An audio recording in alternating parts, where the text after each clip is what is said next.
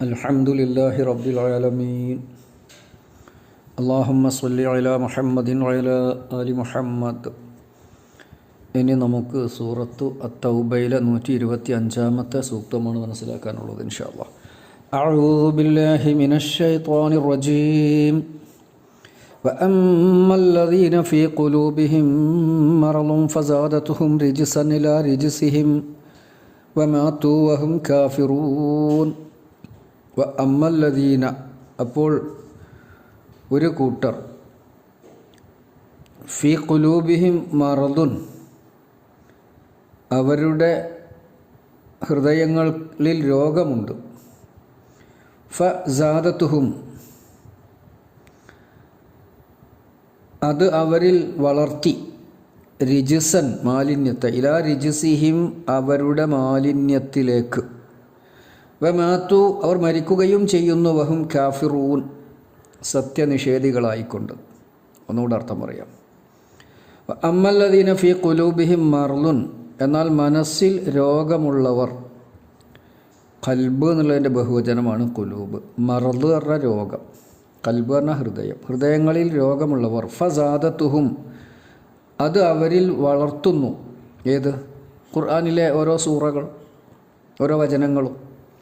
റിജിസൻ മാലിന്യത്തെ വളർത്തുന്നു, ഇലാ റിജിസിഹിം അവരുടെ ഉള്ളിലുള്ള മാലിന്യത്തിലേക്ക്. വമാത്തു അവർ മരിക്കുകയും ചെയ്യുന്നു, വഹും കാഫിറൂൻ അവർ സത്യനിഷേധികളായിക്കൊണ്ടു തന്നെ.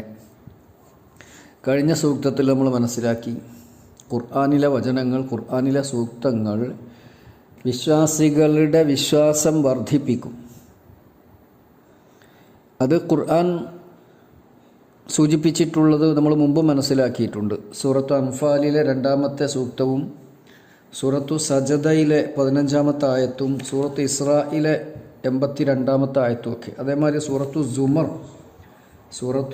23. ഇവിടെയൊക്കെ ഖുർആൻ വിശ്വാസികളെ സംബന്ധിച്ചിടത്തോളം ഖുർആനിലെ വചനങ്ങൾ കേൾക്കുന്നത് അവർക്ക് ഏറെ ആവേശം നൽകുന്നതും കർമ്മ ഉത്സുക്യത്തിലേക്ക് നയിക്കുന്നതും അവരേറെ പ്രചോദിപ്പിക്കുന്നതുമാണ്.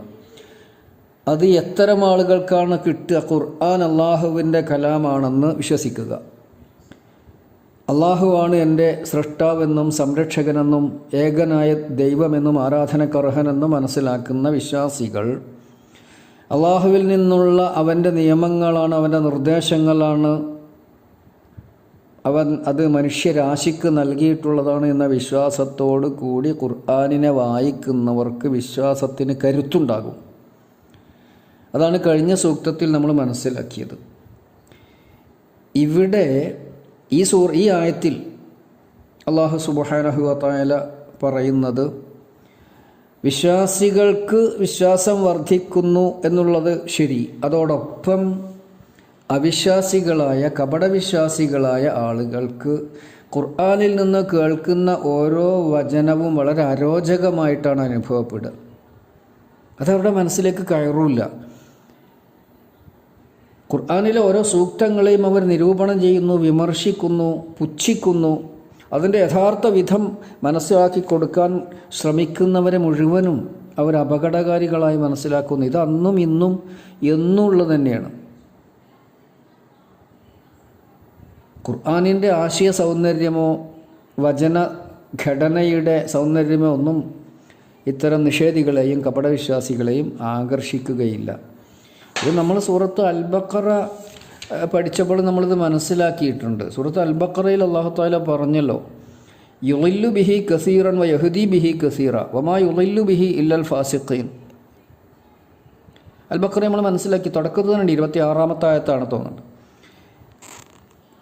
ഈ വിധം ഈ വചനത്തിലൂടെ അള്ളാഹു പെരുത്തുപേരെ സന്മാർഗത്തിലാക്കുന്നു. യുളില്ലു ബിഹി കസീറൻ പെരുത്തുപേരെ വഴികേടിലാക്കുന്നു. യഹ്ദി ബിഹി കസീറ അതുകൊണ്ട് ഒരുപാട് ആൾക്കാരുടെ മാർഗദർശനം സത്യമാർഗത്തിലേക്ക് എത്തിക്കുന്നു. വമാ യുളില്ലു ബിഹി ഇല്ലൽ ഫാസിഖീൻ പാപ്പികളെ അല്ലാതെ അള്ളാഹു തആല വഴിവഴപ്പിക്കുകയില്ല. അപ്പോൾ അവിടെ പറഞ്ഞിട്ടുണ്ട്, ഖുർആൻ സൂക്തം പലരിലും തെറ്റായ നിലപാട്. അവർക്ക് അള്ളാഹുവിനെ വിശ്വാസമില്ല, പരലോകത്തെ വിശ്വാസമില്ല, ഖുർആനിലും വിശ്വാസമില്ല. അപ്പോൾ അവർക്ക് ഖുർആൻ കേട്ടാൽ അതുകൊണ്ട് പ്രത്യേകിച്ചൊരു ഗുണമൊന്നും ഉണ്ടാവാനും പോണില്ല. മാത്രമല്ല ചിലപ്പോൾ അവർ ഖുർആനോട് കൂടുതൽ വെറുപ്പ് പ്രകടിപ്പിക്കും.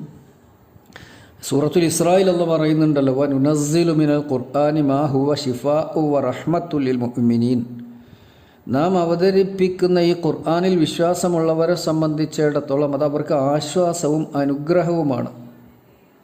ഷിഫ ശാന്തി, റഹ്മത്ത് കാരുണ്യം അല്ലെങ്കിൽ അനുഗ്രഹം വിശ്വാസികൾക്ക്. എന്നാൽ വലാ യസീദുൽ ആലിമീന ഇല്ലാ ഖസാറ, അക്രമികൾക്ക് അത് നഷ്ടമല്ലാതെ വർദ്ധിപ്പിക്കുകയില്ല. അള്ളാഹുവിനോട് അന്യായം ചെയ്യുന്നവർക്ക്, വിശ്വാസത്തിനോട് താല്പര്യമില്ലാത്തവർക്ക്, പ്രവാചകനെയും പരലോകത്തെയും വേദങ്ങളെയും അള്ളാഹുവിൻ്റെ മലക്കുകളെയും ഒക്കെ നിഷേധിക്കുന്ന ആൾക്കാർ, അത്തരം അക്രമികൾ, അവർക്ക് നഷ്ടം അതുകൊണ്ടുണ്ടാകുള്ളൂ, നഷ്ടമാണ് വർദ്ധിപ്പിക്കുക. അതേപോലെ തന്നെ സൂറത്തു മാഇദയിലെ 64-ാമത്തെ ആയത്തിൽ അല്ലാഹു തആല ഇടയിൽ പറയുന്നുണ്ടല്ലോ, യഹൂദികളുടെ വചനം എടുത്തു പറഞ്ഞതിന് ശേഷം വല യസീദന്ന കസീറ മിൻഹും, അവരിലെ അധികം ആളുകൾക്കും വർദ്ധിപ്പിക്കുക തന്നെ ചെയ്യും. മാ ഉൻസില ഇലൈക മിർ റബ്ബിക, താങ്കൾക്ക് താങ്കളുടെ നാഥനിൽ നിന്ന് അവതരിപ്പിക്കപ്പെട്ടത്, തുഗയാനൻ ധിക്കാരത്തെ വ കുഫറൻ നിഷേധത്തെയും. എന്താണ് താങ്കൾക്ക് താങ്കളുടെ നാഥനിൽ നിന്ന് അവതരിപ്പിക്കപ്പെട്ടതെന്ന് പറഞ്ഞാൽ ഖുർആൻ. അത് കേൾക്കുമ്പോൾ പലരും നിഷേധത്തിൻ്റെ മേൽ നിഷേധം, അന്യായത്തിൻ്റെയും അക്രമത്തിൻ്റെയും മേൽ ധിക്കാരം, തുകയാനും കുഫറും വർദ്ധിക്കുന്നു പലർക്കും. അതേമാതിരി 68-ാമത്തെ സൂക്തത്തിലുണ്ട് അതേ വാചകം വന്നിട്ട്, വല യസീദന്ന കസീറം മിൻഹും മാ ഉൻസില ഇലൈക മിർ റബ്ബിക തുഗയാനം വ കുഫ്റ. എന്താ അതൊക്കെ വ്യക്തമാക്കുന്നത്? മനസ്സ് ശുദ്ധമായിരിക്കണം, ഖുർആൻ അള്ളാഹുവിൻ്റെ വചനമാണെന്ന ബോധമുണ്ടായിരിക്കണം, അത് ഹക്ക്, അത് സത്യമാണെന്ന ബോധത്തോടു കൂടി, അതാണ് സത്യമെന്ന് ഞാൻ തിരിച്ചറിയുകയാണ് എന്ന ബോധത്തോടു കൂടി ഖുർആൻ വായിച്ചാൽ അവർക്ക് വിശ്വാസത്തിലേക്ക് എത്താൻ കഴിയും. ഖുർആനിൻ്റെ അത്ഭുതകരമായ ആശയം അവരെ സ്വാധീനിക്കും എന്നാണല്ലോ പറഞ്ഞതിൻ്റെ അർത്ഥം.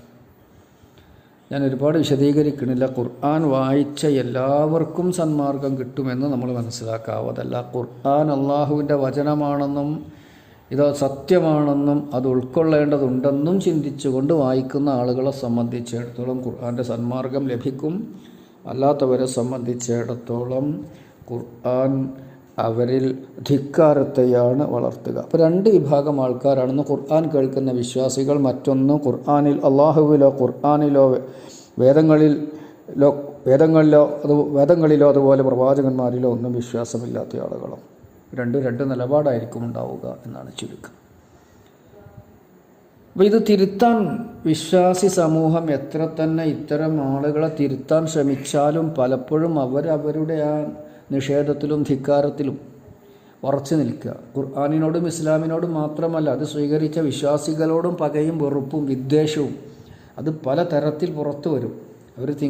അവർ പാർക്കുന്ന പ്രദേശങ്ങളെ വരെ ആക്ഷേപിക്കുന്ന, അവരുടെ ആരാധനാലയങ്ങളെ